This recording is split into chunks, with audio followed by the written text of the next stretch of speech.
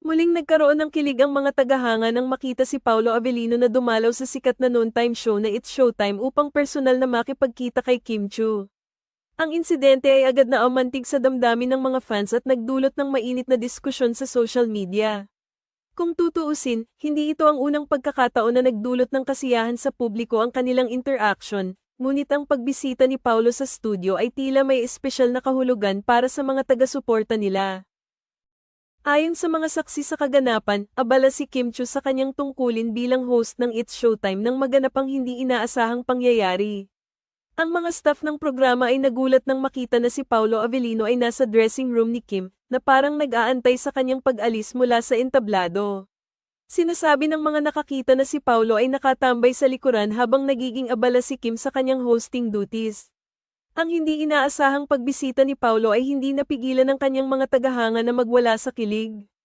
Ang balitang ito ay mabilis na kumalat sa social media platforms na naging sanhi ng magkahalong kasiyahan at kuryosidad sa mga netizens.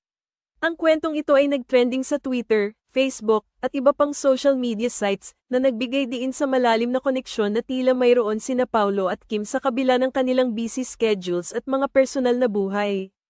Ang mga netizens ay hindi nakapagpigil sa pag-express ng kanilang mga opinyon at reaksyon tungkol sa nasabing pagbisita.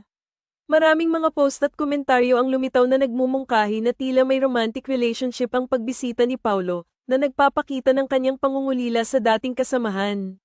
Maraming mga tagahanga ang nag-isip na ang pagbisita ni Paolo ay isang tanda ng kanyang pagkasabik na makasama si Kim, na isang senyales na hindi pa rin siya nakakalimot sa kanilang nakaraan. Ang mga pahayag na ito ay nagbigay diin sa imahinasyon ng publiko na posibleng may namumuong kilig sa kanilang relasyon.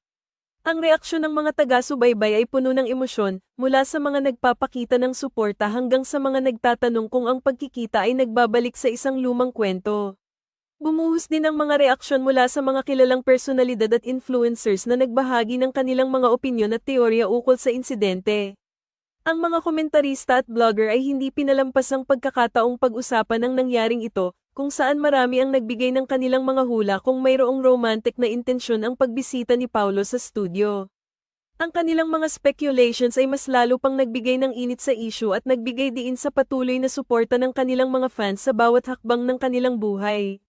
Sa kabila ng lahat ng haka-haka at kasiyahan na dulot ng pagbisita ni Paolo Avellino, ang mga pangunahing tauhan sa kwentong ito, sina Paolo at Kim, ay hindi pa rin nagbigay ng opisyal na pahayag tungkol sa tunay na layunin ng pagbisita.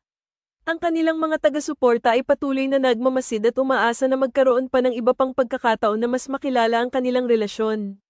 Sa ngayon, ang tanging tiyak ay ang patuloy na kilig at interes ng publiko na sinusubaybayan ang bawat galaw ng dalawang sikat na personalidad. Sa kabuuan, ang simpleng pagbisita ni Paolo sa It's Showtime ay nagdulot ng malaking epekto sa kanilang mga tagahanga at sa publiko.